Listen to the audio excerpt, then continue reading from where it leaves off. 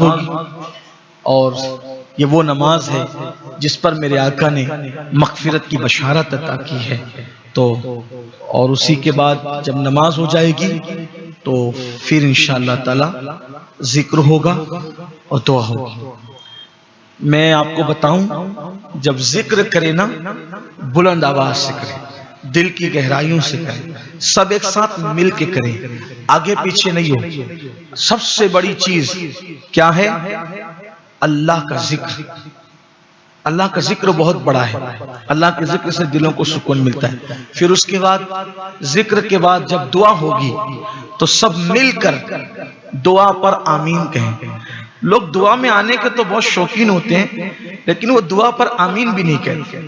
حالانکہ ایک ماحول ہونا چاہیے، جب دعا ہو تو سب مل کر بلند آواز سے آمین کہیں۔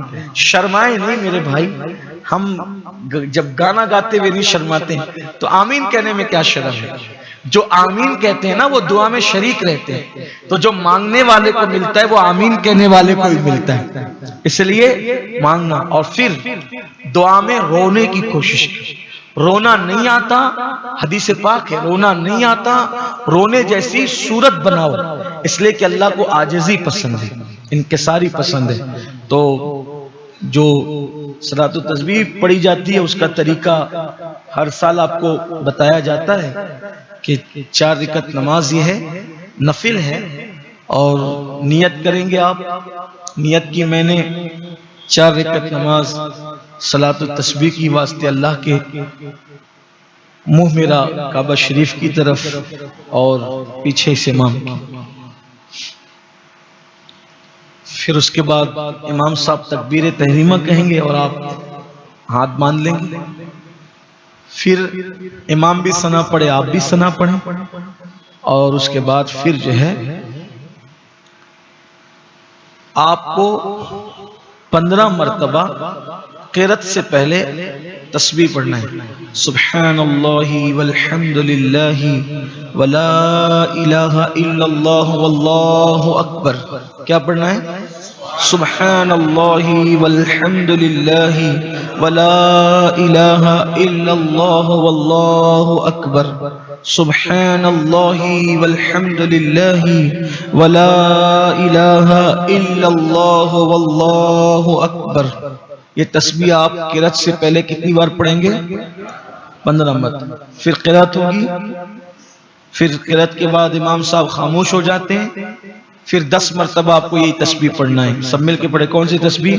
سبحان اللہ والحمد للہ ولا الہ الا اللہ واللہ اکبر، 10 بار پڑھنا ہے۔ پھر اس کے بعد رکوع کی تکبیر ہوگی، رکوع میں جائیں گے، پھر 3 مرتبہ یا 5 مرتبہ سبحان ربی العظیم پڑھیں گے، اور 10 مرتبہ پھر یہی تسبیح پڑھیں گے۔ کیا؟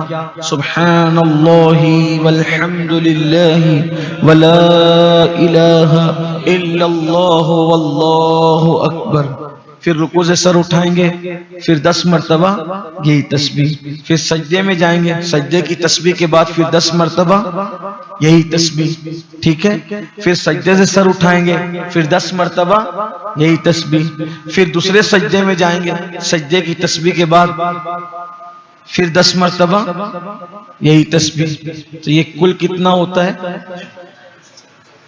ایک رکعت میں 75 مرتبہ یہ تسبیح پڑھی جاتی ہے۔ اب کچھ لوگ آگے پیچھے بھی ہو جاتے ہیں، تو اگر ایسا ہوا کہ آپ رکوع میں تسبیح 8 بار پڑھے تو اب سر اٹھا لیا گیا، تو ایسی صورت میں آپ دوسرے رکن میں اس کو 12 مرتبہ کر کے پورا کر سکتے ہیں نا۔